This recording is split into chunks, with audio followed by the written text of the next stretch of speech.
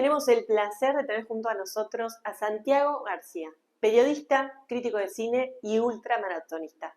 No te pierdas esta entrevista donde vamos a hablar de la Maratón de Buenos Aires. Agradecemos a Reebok que nos acompaña como main sponsor.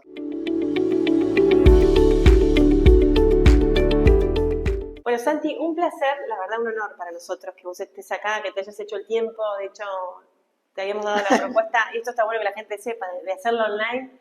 Y vos, que nosotros también somos pro presencial, porque uno es distinta, Sí, ¿no? La supuesto. dinámica. Y te tomaste todo el tiempo, después de venir de Sydney y todo, estar acá. Así que gracias, en serio. No, por favor. Lo primero es que la gente te conozca a Santiago García y entender un poco cómo pasaste a ser maratonista. Ok. Sí, así que contanos un poco Sí, de vos, de periodista a maratonista. Sí, cuando en las redes sociales, cuando pongo mi biografía, lo primero que aparece es maratonista, antes que nada. No aparece nacionalidad ni Ese nada. título es muy importante. Maratonista. Sí, porque hoy por hoy es lo que más me define, lo que más amo, lo que marca mi calendario, mi agenda. Nunca pensé que iba a ser maratonista porque no sabía lo que era exactamente un maratonista cuando empecé a correr, o sea, no tenía idea, no sabía que iba a correr. Sí me gustaba correr, pero nunca soy una persona que muy tímida, entonces no participaba de eventos deportivos masivos de ninguna forma. Si corría solo. Entonces me llevó mucho tiempo finalmente dedicarme al running. Me insistieron personas conocidas, yo hacía un poco de actividad física, como hace uno siempre a cierta edad. Yo tenía 38 años cuando empecé a trotar de forma sistemática y estaba la moda ya instalada, entonces... Y trotabas por tu cuenta. Trotaba por mi cuenta a veces y después estuve una personal trainer y iba un par de veces por semana y como iba a Palermo me empezaba a cruzar con los corredores. Claro. Muchos que son amigos míos estaban en el mismo lugar que yo y me acuerdo porque sé perfectamente que eran ellos porque es el lugar donde yo entreno desde hace muchos años. Esto es año 2008. Me insistieron en que me anotara una carrera y decidí entonces anotarme en una carrera de 10 kilómetros, fantástico, con todo eso, esa cosa hermosa, que tal vez no sé si sigue existiendo de la misma forma que en el 2008, que es que uno no se preocupaba por nada, solamente iba ahí, largaba y corría. Sí, era más inconsciente, ¿no? Era más inconsciente. No tenía tanta información. Ahora hay defectos que después podemos charlar, actuales, pero en aquella época, no sé si era un defecto. El proceso de tener el reloj, la zapatilla, el pantalón, la remera, no era de ninguna forma obligatorio, ni mucho menos. Así que yo salí con lo que tenía puesto y con un pantalón imposible, sin gorra, cosa que después aprendí que tenía que usar gorra porque me caía todo el sudor sobre los ojos. Entonces inmediatamente empecé a usar gorra, con un reloj de aguja, por supuesto, ¿no? ¿Para qué? No sé, para calcular, no sé, para saber la hora nomás. Y con unas zapatillas que no recuerdo ni siquiera el modelo porque no eran específicamente de correr. Cuando uno no corre, las zapatillas son eso que uno ve en la vidriera y más o menos le gusta y más o menos puede pagar. Sí, una deportiva. Modelo básico, ¿no? Andás a ver qué modelo era. Y bueno, y corrí esos 10K, por los cuales me habían insistido tanto que estuviera ahí. Yo estaba aterrado y salí despacito, como corresponde. Y ya después me empecé a sentir cómodo en los 10K y cuando faltaba poco empecé a acelerar porque me sobraba mucha energía. Descubrí que tenía algo, no sé si talento, pero sí una condición y pasé la meta y cuando pasé la meta ya está. Cuando pasé la meta fue... Es ese momento que... No fue un proceso, cayó todo de golpe. Pasé la meta y fue como si... Son esas revelaciones, ese momento en el que yo dije... lo encontré. O sea, uno está buscando toda la vida algo y lo encontré. Tal vez había 1000 personas alrededor mío que lo estaban encontrando al mismo tiempo o no, pero no me importaba, lo encontré. Y bueno, así que fue... Y a partir de ahí ya empezaste ahí con Marcelo Perotti y ya empezaste a entrenar. No, ahí empecé con lo que se conoce como el disparate propio de cualquier corredor, con todos los fines de semana con una carrera, porque si era tan lindo, si algo... Esa sensación era como... Era tan positivo lo que me pasaba, entonces... Por supuesto, en esa época todavía jugaba un poco al fútbol 5, entonces los sábados jugaba al fútbol 5 y el domingo corría una carrera, ¿no? Todo el manual de lo que no corresponde. Era todas las semanas, porque aparte estamos hablando, yo empecé en mayo y hubo vino el invierno y entonces uno pudo pensar un poco, pero ya después cuando vino la primavera era pa, y después ya dejé de jugar al fútbol los sábados que tenía carrera. Es que además, literal, hay carreras todos los fines de semana en Buenos En Aires. esa época, no sé, yo pensaba que había menos que ahora, pero cuando ves mi calendario, no es que eran todos los fines de semana, eran casi todos los fines de semana, carreras de 10. Si uno lo piensa, si vas a correrla al ritmo de un fondo, en realidad 10 kilómetros los domingos Podés hacerlo. es menos de la mitad de lo que corro. Entonces, claro, exactamente.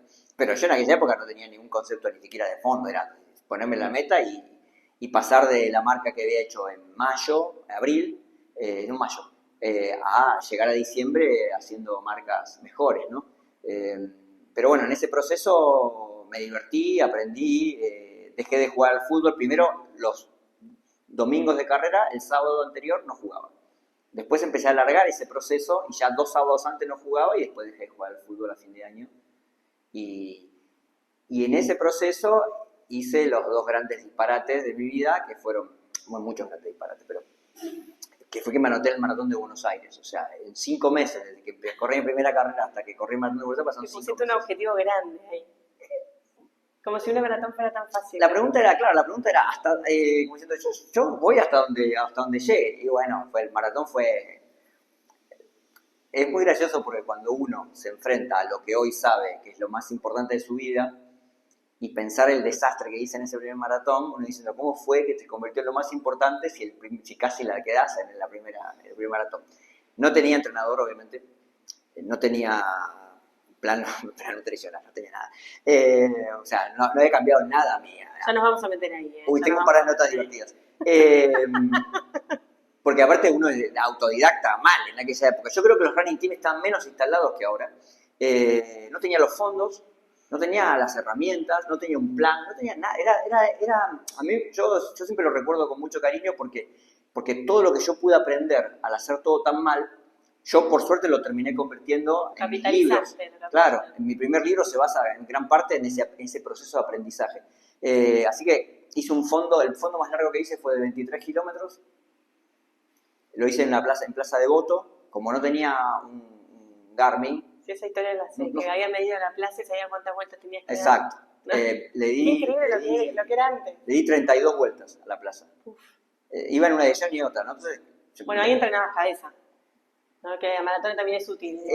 Yo creo que lo más fuerte que tengo es eso, y ese día no me lo olvido más, porque imagínate, aparte no iba tan rápido, entonces yo iba, obviamente no hidraté, porque ¿a dónde voy a hidratar? Claro. Hidraté cuando llegué a mi casa, que aparte eran 3 kilómetros hasta llegar a mi casa, o sea, yo vivía en Floresta, y yo veía como la gente llegaba, hacía un picnic, se iba, ¿entendés? Y yo iba dando vueltas. Todo es muy gracioso, en un delirio total, y por supuesto, quiero decir, llegué al maratón así. Ese fue mi primer maratón, 2009. ¿Pudiste disfrutarlo o fue todo sufrir ese primer? Más allá de que era tu primera experiencia, que seguro terminó con un dejo de disfrute, pero en el mientras. Como cualquiera, yo ya había corrido una carrera de trail, una Merrell, se llamaba Merrell en aquella época, de 27 kilómetros, o sea que tenía una cierta experiencia, pero viste que en el trail ir despacio no es lo mismo. En el trail no se sale demasiado rápido, en el trail vos vas como te manda el paisaje.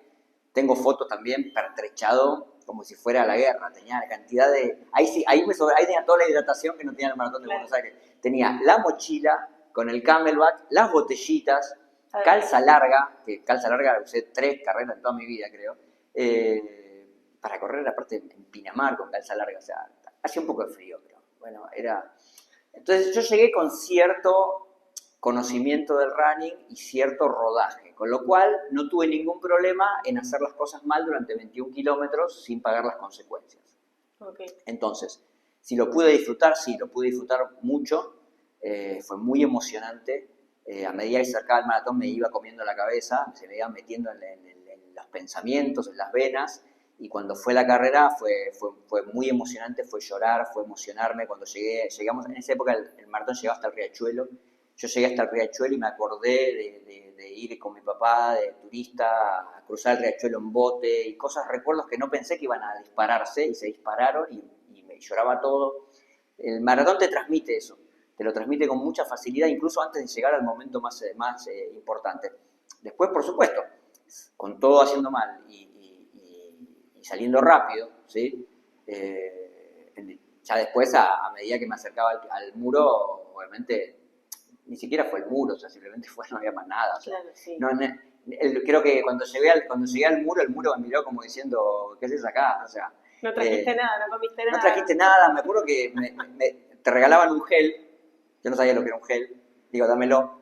Yo digo, si me daban una pata de cordero, me la También comía la también, claro. Entonces, tomé un gel y ya después entre el 30 y el 34 ya se apagó todo y en el 34 ya no había... En el 34 conocí, como nunca más iba a volver a conocer, lo que significaba quedarse sin energía. O sea, en la vida no conocí nunca lo que significaba quedarse sin energía como en ese maratón.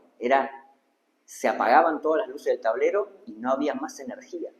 Y lo que yo consideraba que era un trote caminata cuando veía las fotos era arrastrar los pies más lento o más rápido, pero en ningún momento se levantaban los pies. Yo tengo fotos que no se levantan los pies, no puedes pasar un papel por abajo cuando yo pensaba que estaba trotando. Así que bueno, fue eso, sumale como regalo, aparte de que te pasa a todo el mundo, por supuesto, porque aparte como fue una mala estrategia, te pasa a todo el mundo te alienta y eso te levanta y te baja y te levanta y te baja, ¿entendés? O sea, son como aguantar 5 metros, 10 metros y por supuesto no había usado vaselina, con lo cual tuve una semana colgado, me colgué del ropero y tuve una percha porque no podía conmigo. Así que, ¿cómo me hice maratonista? Por las malas y por las buenas también. Y por las buenas porque me enamoré del maratón y para mí se transformó en lo más hermoso de mi vida. De hecho, no hay respuesta más larga que la que te acabo de dar porque dijiste no, pero maratón. Vamos a meter en tus 40 maratones y todo, pero sí. Me interesa mucho tu historia Okay. porque ¿cuántas personas hay? Uno se ríe y esto fue hace ¿cuántos años ya? 2009. Desde el 2009. Ya avanzó la tecnología, avanzó la información, hay running teams, hay nutricionistas. Y hoy igual hay gente que se anota en la maratón bastante inconsciente, sí. ¿no? Es como, lo vimos el año pasado, y es como que es una decisión como bastante sin mucho premeditarla, ¿no? Eso es lo que vemos nosotros también desde este lado y lo que nos toca ver también de gente cercana, ¿no? Requiere una preparación de 1 a 2 años, ¿no? De decir, bueno, si uno quiere llegar bien, no sufrirla, no lesionarse en el medio, de ir a disfrutarla. Por eso te preguntaba si lo había llegado a disfrutar o no. Sí. Yo creo que la preparación tiene muchos niveles. Si yo en esos 5 meses, yo estuve correteando de alguna manera de forma informal durante 1 año. Después tuve 5 meses de periodo de carreras. Si en esos 5, o sea que yo técnicamente tardé 1 año y medio en llegar al maratón, aún llegando mal. Si yo esos 5 meses de carrera, yo hubiera tenido un plan de entrenamiento para maratón, probablemente hubiera hecho un mal maratón con un montón de errores, pero no lo hubiera completado de la forma tan agónica en que lo hice. Perder la velocidad en los últimos 10 kilómetros es algo que todavía lo puedo hacer perfectamente en cualquier maratón. O sea, uno apuesta y los últimos 10 kilómetros, 6 kilómetros uno pierde. Acá estamos hablando de esto que vos decís, una agonía que parte de un desconocimiento, ¿no? Y cuando uno dice... Sí, o subestimar algo. En ese momento vos no sabías, estabas desinformado. De subestimar que, bueno, la 42, la hace la hace la otro. Lo puedo hacer, ¿no? Sí, yo veía a la gente corriendo. Corre 10, corre 20, 30, 40, 42, 195 metros. Sí. Y aparte no hubo lesión, no hubo ningún tipo de cosa terrible, por suerte. También tiene que ver con mi condición. Pero es muy agónico y para la cabeza es muy fuerte estar trote caminata 8 kilómetros, es una eternidad, Después de tener adentro 30 y pico de kilómetros. No, es una eternidad, aparte te pasan, así vas como nada, pero también es una invitación a aprender, para algunos es una sola vez, sí, yo creo que hay mucha gente que no tiene ni idea de lo que está haciendo. Por supuesto que no hay que poner en riesgo la salud. Yo no estaba poniendo en riesgo mi salud en particular, porque muchas veces en el maratón lo que pasa es que uno se va apagando la energía. No es que uno lleva al cuerpo a un límite, como puede ser en un 10K mal entrenado. En un 10K mal entrenado, que salís desaforado, estás arriesgándote tal vez más que cuando corres un maratón y te vas apagando porque no tenés energía. En el peor de los casos, empezás a tomar agua, tomás un Gatorade, te comes una banana y más o menos vas comiendo hasta que llegas a la meta y... Sí, vas caminando, vas bajando. Claro, exactamente. Creo que el cuerpo llega a protegerse de alguna forma, entre comillas, ¿no? Por supuesto, como para que... En ese sentido, mi cuerpo, por suerte, a mí las señales de alarma me suenan. Quiero decir, cuando me dicen, no, basta. O sea, no el basta típico que uno enfrenta y sigue adelante, sino cuando el cuerpo dice, realmente se agotó acá, entonces baja Sí, la el piloto velocidad, automático. sí, baja la velocidad y sigue otra cosa. Sí. Yo tengo amigos que no les pasa eso y bueno, es peligroso porque hay gente que no le suenan las alarmas y va hasta que se desmaya. Yo nunca estuve cerca de una situación de ese tipo, esa clase de agonía no la he tenido Claro. nunca. Simplemente fue apagarme. Pero qué aprendizaje, Santi. Y después de eso metiste ya, es que vos vas metiendo maratones, yo no sé si estamos actualizadas o no, pero 40 maratones. 44. Ah, sabíamos que estábamos. 44. No es que corrí 4 de la última vez que hablamos, pero Porque corriste 1 hora en Sydney, bueno, ahora corres maratón de corro a Buenos Aires. y después corro a Atenas este año. Ah, Pero bueno, eso es como otra etapa también del proceso, ¿no? Que también es uno de los temas que hoy son muy importantes. En el 2008 mucha gente corría sin saber nada. Hoy creo que la gente en promedio sabe más que lo que sabíamos en esa época. Pero hoy el gran problema es que todos corremos más maratones que antes. claro, eso te iba a decir. Entonces, ese es un dilema. A mí, obviamente que caigo en la misma pasión que caen todos los que corren muchos maratones. Pero en mi caso, aparte, se agrega el tema de que yo sé que es mi trabajo. Obvio, sí, Entonces, que vas a cubrir y vas a ver qué tal. Me invitan, voy, trabajo, aprendo. Lo que yo aprendo lo comparto con otros. Entonces, básicamente, yo ya pasé la etapa de buscar mejor marca y cuando uno ya no busca mejor marca, puede rearmarse con una estrategia diferente de correr más lento y reemplazar todos los fondos de un maratón por 2 maratones. Entonces se genera un equilibrio, que por supuesto conlleva una serie de riesgos que podemos analizar, pero yo ya tengo que asumir que si puedo ir más despacio, entonces se puede correr un poco más. Yo aconsejo correr menos y disfrutarlas, sobre todo si estás buscando tu mejor marca y sobre todo si no puedes dedicarle toda tu vida. Acá la gente me pregunta, yo tengo un chiste que es, 6 meses antes de un maratón yo no tomo vino y 6 meses después de un maratón yo no tomo vino. O sea, Entonces no tomas vino nunca. exacto. O sea, si vas a correr más, tenés que cuidarte todo el año. Todo el año. ¿Qué significa todo el año? Navidad, Año Nuevo, cumpleaños, todo el año. O sea, vos tenés que a mí no es que me cueste tanto, pero tenés que pensar en eso. Entonces, yo creo que hay un gran problema en correr muchas maratones. Tiene que ver también con el mundo en el que vivimos ahora. Las redes sociales han crecido mucho y uno tiene la sensación de que tiene que estar en todos los lugares. No, y esto de los majors, que ahora lo vamos a charlar, que es tan tentador de conocer el mundo también corriendo, que la gente se va entusiasmando y también va a lo largo del año completando las maratones. Sí. ¿Hasta cuántas maratones al año entonces? Mirá, si vos estás buscando hacer tu mejor marca, si estás buscando rendir al máximo como maratonista, si podés cuidarte y tenés la experiencia y la genética que te lo permite, yo creo que 2 maratones al año o un maratón cada 5 meses, lo que tal vez te junte, tal vez 3 en un año, sí, cada 5 meses está perfecto. Son 3 meses de preparación completa exigente, el maratón, 3 semanas de recuperación. Y ya volver a pensar en Y después ya puedes pensar en eso. Digamos que pueden ser 4 meses y 3 semanas, digamos, para apretar un poco más. Eso es lo que corresponde. ¿Cuál fue tu máximo, Santi? ¿De maratones en un año? Bueno, el año pasado fueron 5 y este año van a ser 6. Claro. Lo que pasa es que puede pasar, que a mí me pasó como en Sydney, que yo la corrí con una mala estrategia. Me fue mal en Sydney porque hice una mala estrategia y yo tengo el calendario armado. Entonces, el tema es que si vos sumás más carreras, tenés que ser todavía más cuidadoso y cada error te puede llevar a una bola de nieve preocupante. Siempre hay que estar listo, si uno corre más de 2 o 3 maratones al año, para bajarse de alguna o para correr con la humildad de pensar que esto es un fondo, no es otra cosa. Las majors son la invitación a perder la humildad y a no correr como un fondo, porque estamos hablando de la fiesta más grande del planeta y uno no quiere estar en un rincón. A medias, obvio. Exacto, pero bueno, uno tiene que asumir ese peligro y ese placer. O sea, si uno quiere estar, tiene que estar con tranquilidad. No, y estar entrenado también previamente, ¿no? Decir, bueno, puedo hacer 2 al año, pero mantener obvio el esquema de entrenamiento. Quiero decir, cuando uno dice 3 o 4 meses para entrenar un maratón, significa que cuando empiezas el entrenamiento vos estás entrenado. Claro, por eso lo aclaro a la gente, Sí, para que no se piensa que puede estar cada 5 meses metiendo una maratón. Digo, ya tiene un estado físico adecuado. Sí. Y aparte el cuerpo se acostumbra. A mí me resulta mucho más fácil correr un maratón que hacer cualquier otra cosa. A mí me resulta más fácil correr un maratón que llamar a un desconocido por teléfono, digamos. O sea, hay cosas en la naturaleza de una persona que están. A mí no me asustan los maratones. O sea, yo cuando en un maratón hay un momento que te sentís mal hay un momento que te duele algo, hay un momento que te angustias, siempre pasa. A mí eso, a mí eso no me produce nada.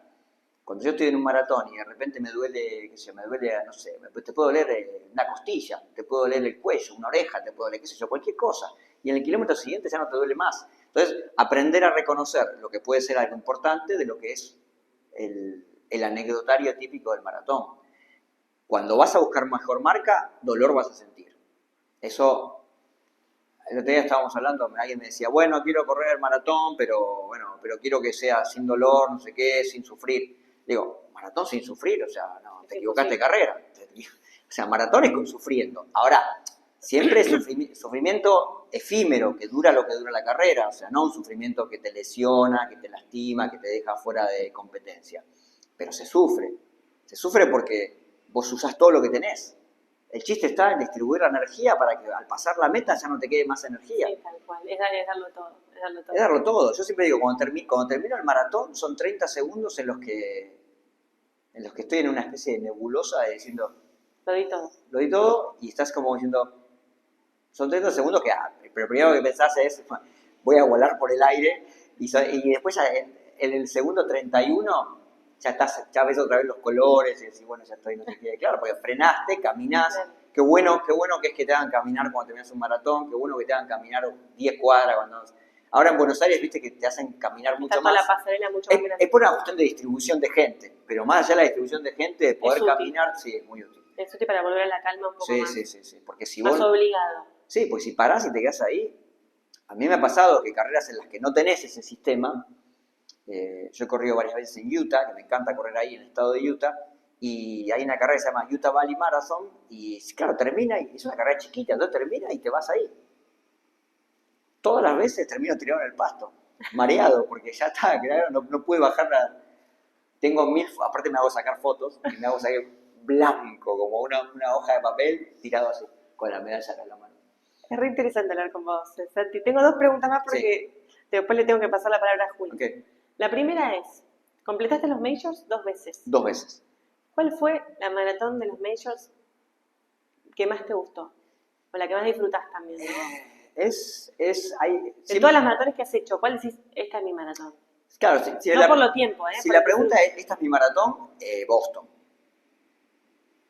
Porque en Boston el maratón es el maratón. En Boston la gente ama el maratón, la ciudad ama el maratón, la ropa del maratón se vende fuera de la expo también. O sea, esa sensación, una persona que nunca corrió en su vida tiene la campera del maratón para ir a alentarte, como si fuera un hincha de fútbol. O sea, vos ves a todos los veteranos, ves. De repente viene un grupo de 5 viejitos, y vos decís, mirá esos viejitos, le da el asiento en el subte, y esos tipos corren en 2 horas 30, porque antes corrían en 2 horas 10.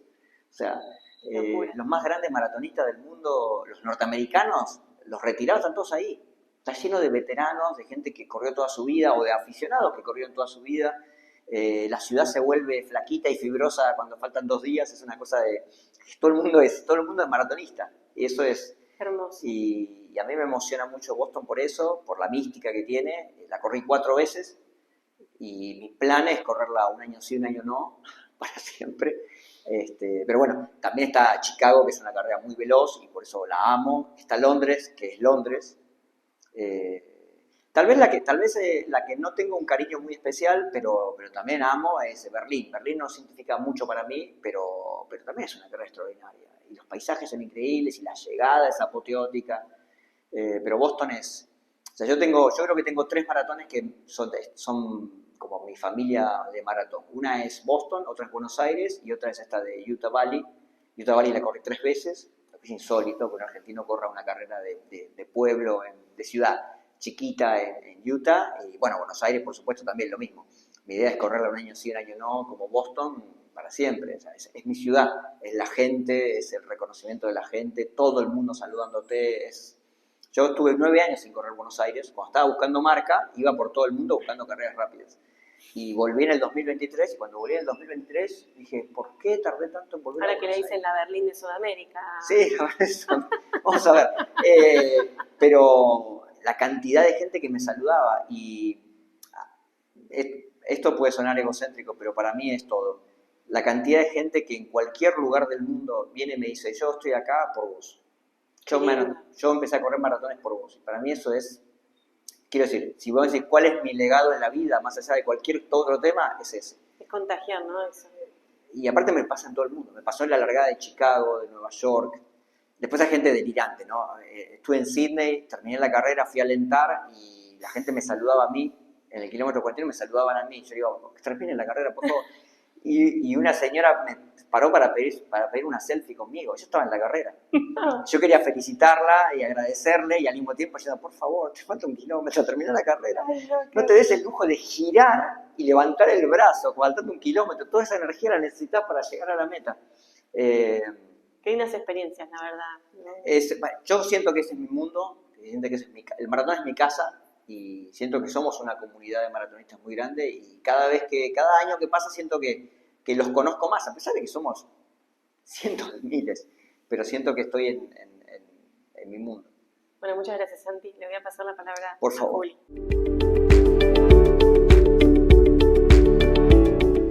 Santi, yo me quiero involucrar un poco más con la parte de la alimentación. Okay. Que nos decías hace ratito que tenés varias anécdotas para contar. Sí, la alimentación. Bueno, obviamente cuando uno empieza a correr, estaba más de moda, ahora ya no tanto, cuando yo empecé a correr, el tema de las revistas de running. Existen las revistas de running, pero no son lo que eran antes, que era el lugar donde uno encontraba las cosas. No había tantos consejos en redes sociales, las redes sociales estaban muy apagadas todavía. O sea, sí, no son lo que eran hoy. No, apenas empezaba, Facebook era la red social donde la gente hablaba. Así que uno trataba de aprender sin consultar a los especialistas, como corresponde.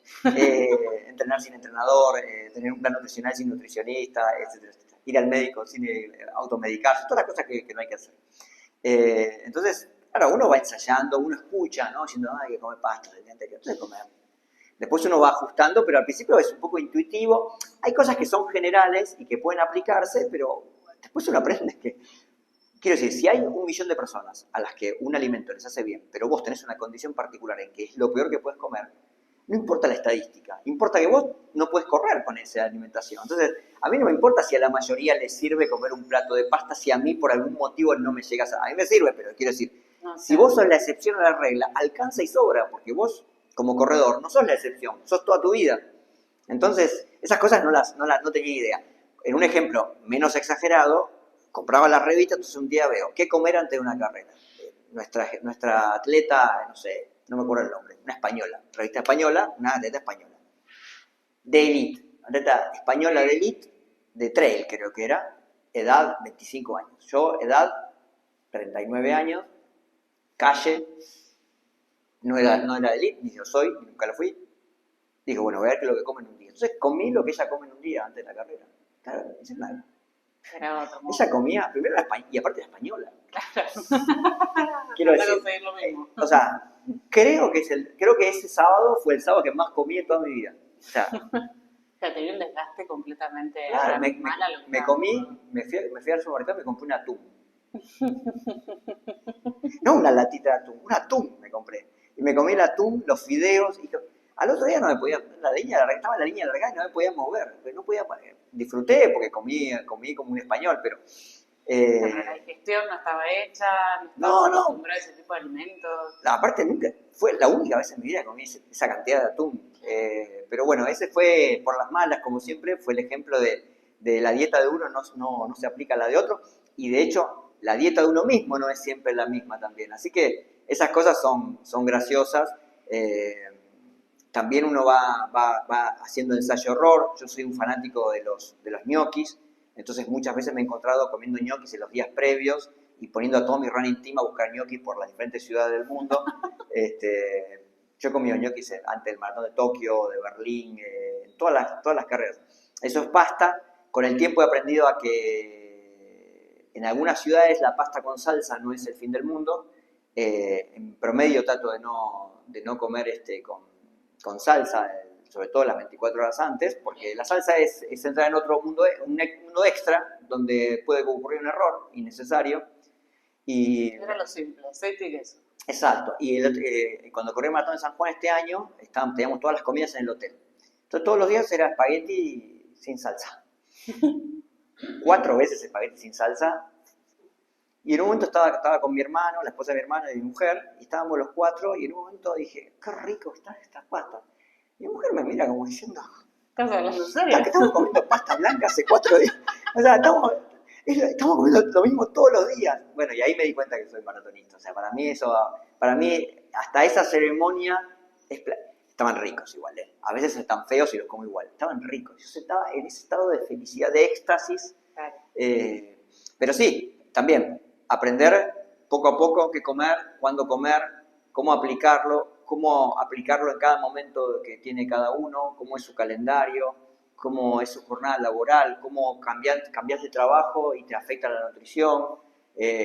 Yo en el año 2014 empecé a trabajar en radio, y cuando empecé a trabajar en radio me encontré con que no hay lugar donde la gente coma peor que una radio, Claro. porque llega toda la comida equivocada en cantidades, de regalo. Claro.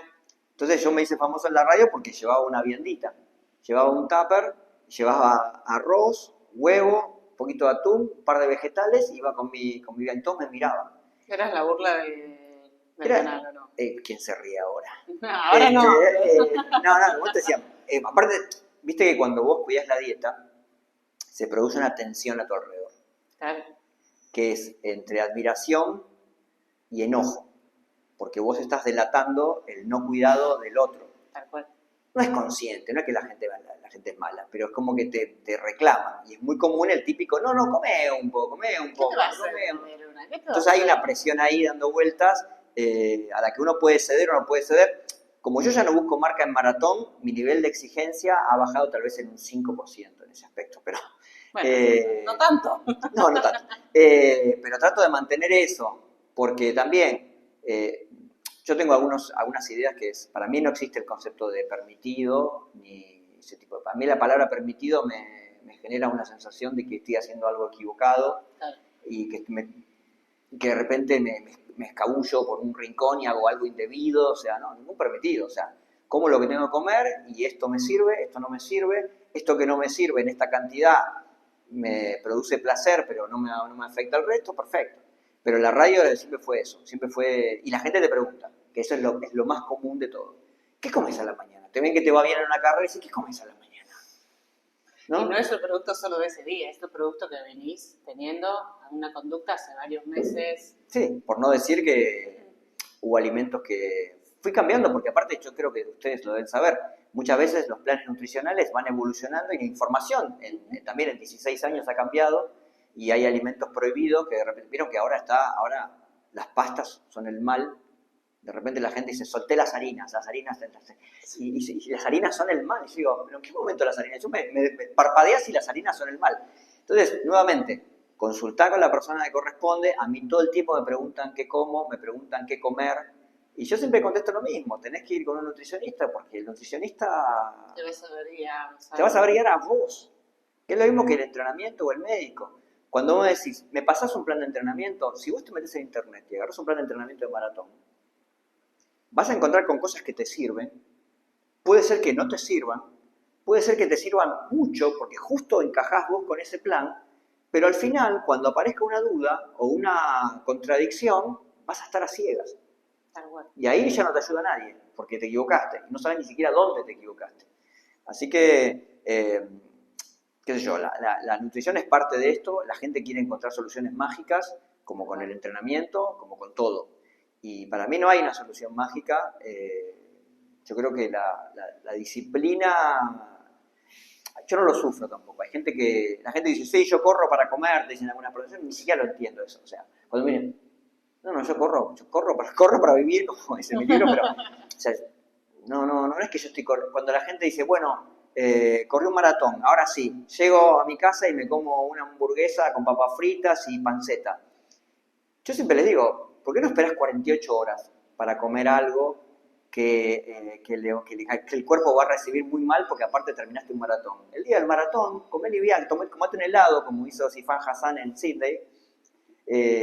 Pero no, yo siento que es un castigo lo que hacen muchos corredores, de que se toman alcohol y comen descontroladamente la noche del maratón. Entiendo que... Varía mucho la visión de cómo se toman el maratón, porque uno es que decías al principio, ¿no? Voy a correr y después me voy a mandar todo con la comida, pero en realidad no te estás premiando, te estás más castigando. Tenés Por que eso, ver si después querés seguir. ese premio, entre comillas, que no lo es, se puede hacer de forma equilibrada y para mí hay que hacerlo, hay que esperar un poquito. Para mí ese día es, aparte que en lo personal el estómago yo lo tengo dado vuelta durante todo el día, un helado, una comida sabrosa, pero veo que hay gente que... Un detalle, no todo. Siempre es una cuestión también de porciones, yo también lo aprendí. Cuando yo empecé a ir al nutricionista, lo primero que aprendí es que mis porciones eran gigantes. Eso fue lo primero que aprendí. Yo comía sano, pero mis porciones eran descomunales. Descomunales. O sea, yo podía comer, o sea, quiero decir, comía el doble de arroz que como ahora. Comía el doble de fideo que como ahora. O sea, pero porque no era un plan, era... ¿Cómo es? Familia, somos 3 hermanos. Es decir, que cuando son 3 hombres en una mesa, adolescentes, la velocidad es todo. Y el tiempo que te lleva a darte cuenta que ya comiste lo que necesitabas, estaba muy por detrás de la velocidad nuestra para comer. Entonces comíamos todo lo que había y después te dabas cuenta que habías comido de más porque recién habían pasado 20 minutos cuando habíamos destrozado la mesa. Esas cosas culturales, ¿viste? Se incorporan. Y también, yo tengo 55 años, yo todavía pertenezco a la generación donde las abuelas consideraban realmente una falta de respeto hacia la humanidad dejar algo en el plato. Tal cual. O sea, por la persona que lo cocinó, por los chicos que se mueren de hambre en el mundo, por los refugiados de la guerra, o sea, por cualquier motivo, ellos tenían incorporado en la cabeza que la comida que se ponía en el plato se comía toda. A mí la idea de dejar comida en el plato todavía me cuesta muchísimo. Por eso hay que moderar lo que se sirve. Hay que moderar, claro, lo que se sirve se va. Entonces, de vez en cuando me despierto, ¿viste? Me doy cuenta también el proceso de ir de la cocina al comedor, ya te das cuenta que el plato está excedido y ahí se dice, bueno, esto sí, si como todo esto. Y también pasa cuando post-maratón, que corres menos kilómetros, que bajaste la cantidad de kilómetros, que bajaste la carga, tenés que empezar a sacar cuentas. Por suerte, los 2 o 3 días después del maratón nadie come pastas. Hace poco fuimos a correr a Boston y después viajamos a Utah y el primer fin de semana después de Boston es el lunes, el primer domingo nos invitaron a comer unos amigos y nos hicieron pastas. Y los dos, mi mujer y yo, como dos señoritos ingleses, comiendo, disfrutando de las pastas, como luego diciendo, no quiero comer pasta. Pero sí, cuando yo sé que la comida es un objetivo, soy feliz. Y soy muy fan del arroz. Okay. Soy muy fan del arroz. O sea, como el arroz blanco para mí... ¿Puede ser que tu comida previa al maratón, esa carga de carbos, la hagas con el arroz o sí va con las pastas? Es surtido, depende. Generalmente, por ejemplo, si quiero cargar el jueves empiezo seguramente como arroz. Bien. O el viernes a la mañana, pues el mediodía, pues como arroz. Bien. Ya después no le tengo tanta fe al arroz. Lo veo muy amable. Okay. Veo psicológicamente, por supuesto, veo que la pasta tiene más energía. Pero sí, generalmente arranco con un poco de arroz, bueno, hago el carreteo con un poco de arroz y después paso a las pastas. Sí, está bueno esto aclararlo también. Lo importante es que haya más hidratos de carbono, digamos, ¿no? Siempre se aumenta más la cantidad de hidratos de carbono, el arroz forma parte de, las pastas forman parte de. A veces nos pasa mucho con pacientes que son celíacos, pero yo no puedo comer la pasta. Perfecto, no puedes comer la pasta de trigo, puedes comer la pasta de grasa de arroz, puedes comerte el arroz, puedes comerte las papas, puedes comer otra base de alimentos que te ayude también a esa carga de carne. Sí, el tema de los celíacos es un tema que ha crecido mucho. Mi cuñada es celíaca y claro, cuando viajan, encontrar un restaurante, muchas veces prefieren sacarse un Airbnb o un apart hotel para cocinarse, pero aún cocinándose siempre tienen un margen ahí de cierto riesgo. Más acotado, en los hoteles también, capaz que vas a un hotel y el hotel no tiene nada. Incluso un hotel grande tiene 2 cositas así y es una atención extra que ha crecido mucho, por supuesto, porque algunos simplemente corrían sin saberlo, digamos. Tal cual. Sí. Santi, y con respecto a lo que es la suplementación, todo sí. lo que es el intra, nos contabas que la primera maratón, nada, mujeres que dieron ahí en el camino que te regalaron, y dijimos, bueno, vamos con esto, pero hoy en día, ¿cómo ha evolucionado? Sí, vos, ¿no?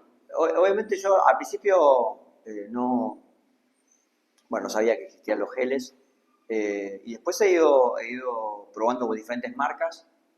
Entiendo que cada uno tiene que probar lo que le funcione, lo que le dé resultado. No soy extremadamente minucioso con respecto a las fórmulas de las marcas.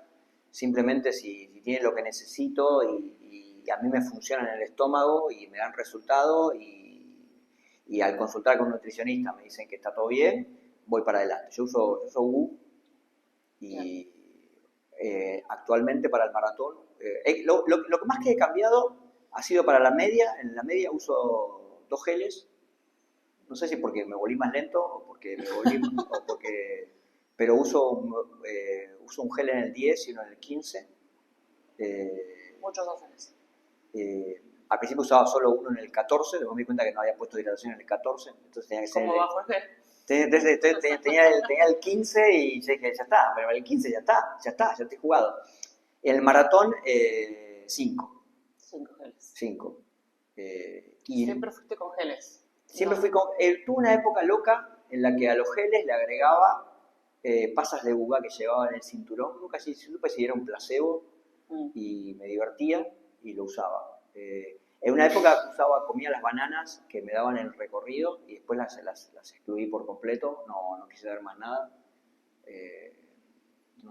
Primero porque son más difíciles de tragar también. O sea, más a la velocidad que vas. Claro, entonces no me convencía. Y lo que sí incorporé fue cuando la distancia entre mi desayuno y la largada de la carrera es muy grande, un gel antes de largar. Bien. A veces es un gel líquido, sino un gel común como el resto de la carrera. ¿Isotónicas? Isotónicas sí, el día previo siempre una en la mano, junto con el agua. Cuando hago trail, muchas veces mezclo en el Camelback la isotónica con el agua. Ahí lo hice un poco, digamos. Sí. No, en realidad te diría que arruino el agua con un poco de isotónica y con un sabor impropio, no me importa nada. Pero hago poco trail, así que la verdad es que tampoco es que tenga un sistema muy, muy sofisticado, porque desde que empecé a hacer más maratones, reduje el trail a carreras de 21. Claro. Entonces, en general, suelo ir con 2 pomos más que nada, entonces uno es de isotónica y otro es de agua, y después con los puestos ya me alcanza. Y después te decía, el día previo, la mañana también, sorbitos, ¿no? Como sorbitos, y después en la carrera sí, todos los puestos de hidratación y todos los puestos de gel que existan, todos los uso, no importa en el estado en que me encuentre, siempre los uso. ¿Sos de los que para al puesto de hidratación a hidratarse? No paro, pero nunca me salté un puesto de hidratación. Okay. Nunca, aunque sea un traguito. Y si la carrera es con calor, obviamente, si el puesto lo permite, el primer vaso me lo tomo y el segundo me lo tiro a la cabeza. Okay. Depende de la carrera. En las majors tenés lugar para eso, en otras carreras no. ¿Pastillas de sal? Nunca. Nunca. No, nunca he usado. ¿Has sentido en algún momento un grado de deshidratación grande en las carreras? No, grande no. Pero en algunas carreras sentís la sensación de repente te agarra un chucho de frío en un momento, decís... Pero generalmente es cuando ya estamos liquidando el tema. Y también ha pasado que carreras con hidrataciones muy pequeñas, por diferentes motivos, he perdido un puesto. Pasando muy rápido, se cae el agua y pierdo un puesto de hidratación. Y generalmente las carreras con puestos chicos son las carreras con menos puestos al mismo tiempo. Entonces he pasado alguna carrera de un maratón con 10 kilómetros sin tomar y cosas así. No padeciste. Sí, y después en alguna vez se me voló el gel, agarré el gel así, se salió volando, se me resbaló y salió volando, y chao. Ya está, ¿qué vas a hacer? O sea, ya está, no vas a parar a buscar el gel. ¿No te llevas extra por las dudas o te llevas justo lo que vas a Me lo llevo en el viaje y el día de la carrera tengo los 5 más el que llevo en la mano, que me lo tomo antes si lo necesito y eso es todo. No, extras no llevo, no. No vamos a cargar. No vamos a cargar nada. Pero bueno, esa es una lección de que puede fallar el gel. Y aparte muchas veces no sabes qué tipo de hidratación tenés en la carrera. Que eso también es importante. Por ejemplo, hay carreras donde vos tenés... Yo corrí en Aruba con 34 grados, por ejemplo. ¿No? La carrera salía a 3:15 de la mañana. Y ahí ni siquiera puedes entrar en calor. Porque entrar en calor significa perder agua en cantidades. Entonces lo único que hacía era tomar agua y tirármela encima antes de la largada. Largabas con 28 grados y terminabas con 34. Ahora, los puestos de hidratación tenían botellas. Entonces vos te tomabas media botella y te tirabas media botella en la cabeza. Y ahí no llegué deshidratado, por supuesto. pero la verdad que estaba hecho sopa. ¿Has tenido marcas de sal en la remera, en la cara? Puede ser que en alguna, no tengo como un registro de que sea lo habitual, pero sí tengo registro que en alguna carrera en particular haya podido sentir eso. He estado más complicado en carreras de trail que en carreras de calles. Probablemente porque tengo un cálculo mental muy específico para las carreras de calle y las carreras de trail, 5 kilómetros pueden ser 2 horas. Sí, depende mucho Entonces, del terreno. a veces le he pifiado, pero también en lo que tiene la carrera de trail es que si vos venís un poco mal, parás en el puesto de hidratación y te quedás parado ahí y tomás todo el agua que necesitas, te la tirás en la cabeza.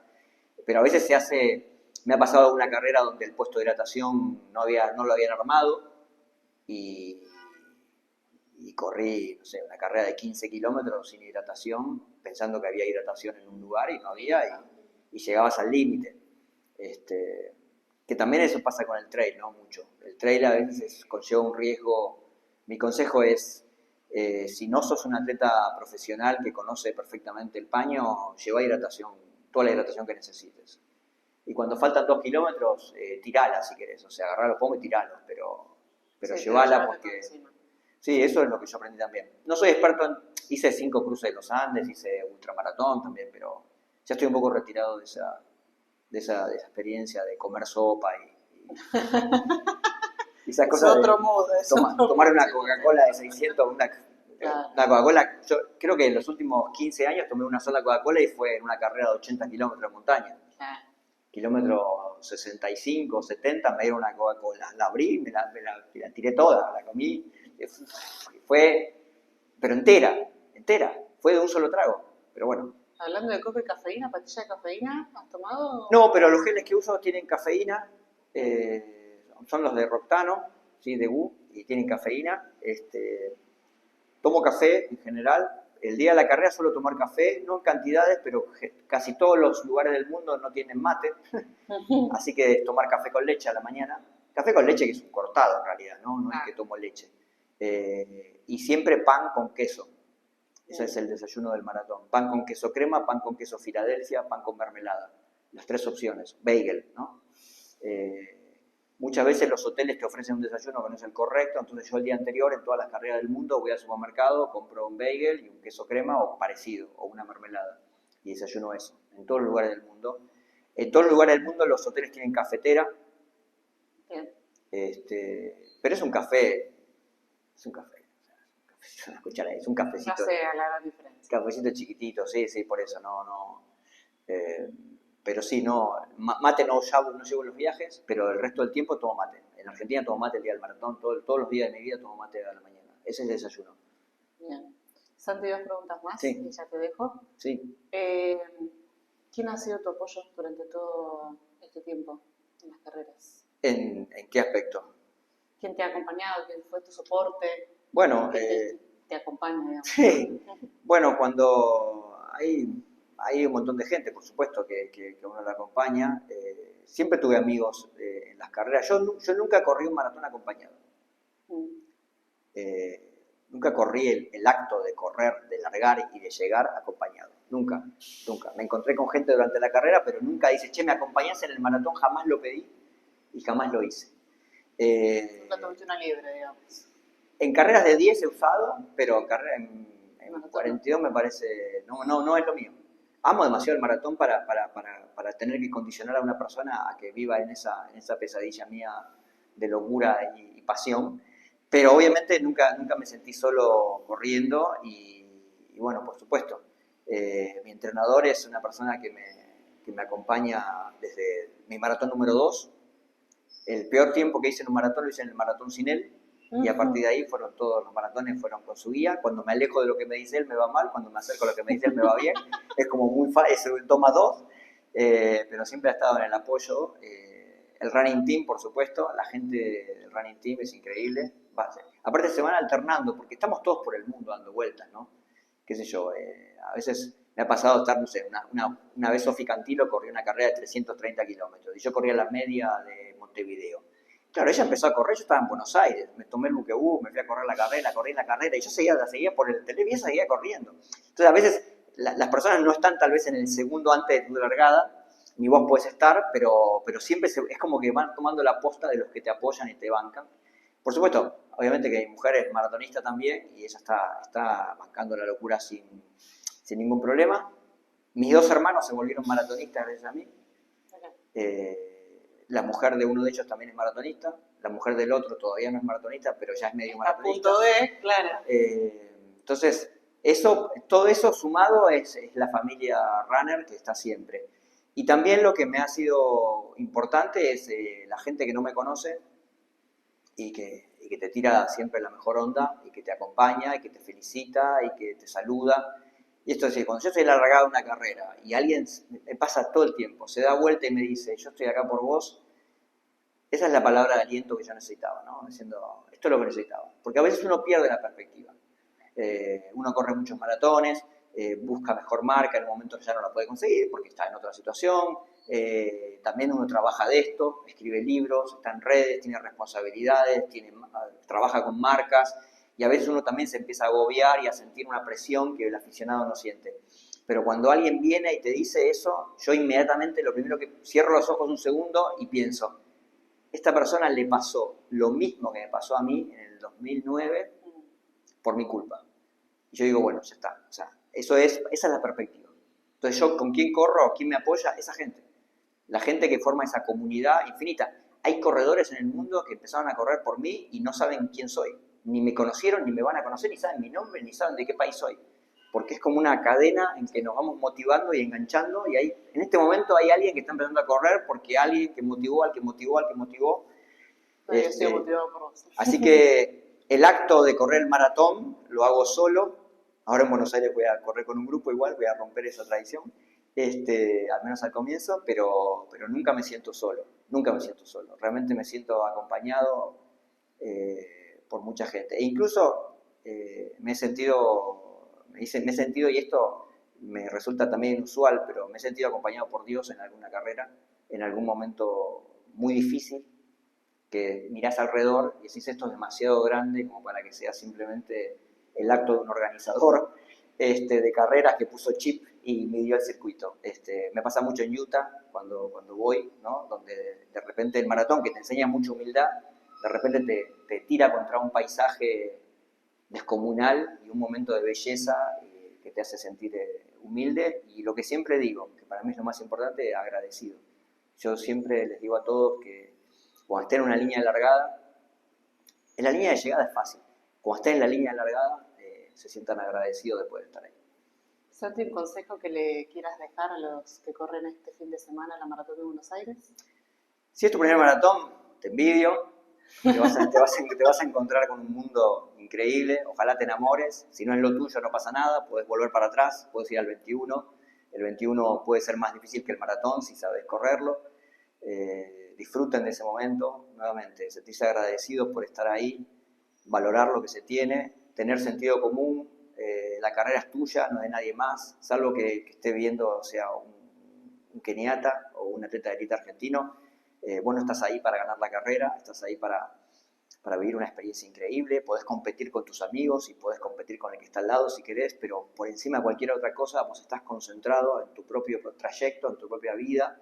Ese es tu camino, esa es tu hoja de ruta. Así que el cliché de que uno se tiene que ganar a sí mismo es una cosa muchísimo más profunda de lo que parece. Significa poder dar lo mejor y tratar de lograr cierta excelencia siendo un corredor amateur. Así que, como dice mi entrenador, y estoy de acuerdo, yo estoy con la palabra gracias siempre, pero él está también con la palabra disfruten. Disfruten, disfruten, disfruten. Sean sinceros con ustedes mismos, con el estado físico que tienen. Ese sentido común les va a permitir disfrutar todo. El lunes suban la medalla a redes, que no les importe nada. Si les fue bien o les fue mal, suban el tiempo que hicieron, porque ustedes tuvieron cada uno de esos minutos del tiempo que hicieron, estuvieron adentro del maratón. A veces uno está más tiempo del que quisiera dentro del maratón, pero son minutos de nuestra vida que hemos disfrutado corriendo el maratón. Así que, bueno, supongo que nos vamos a ver todos el domingo. Gracias, Santi. No te pierdas los próximos episodios, que se viene la temporada de triatlón y vamos a tener a grandes atletas compartiendo la entrevista con nosotros.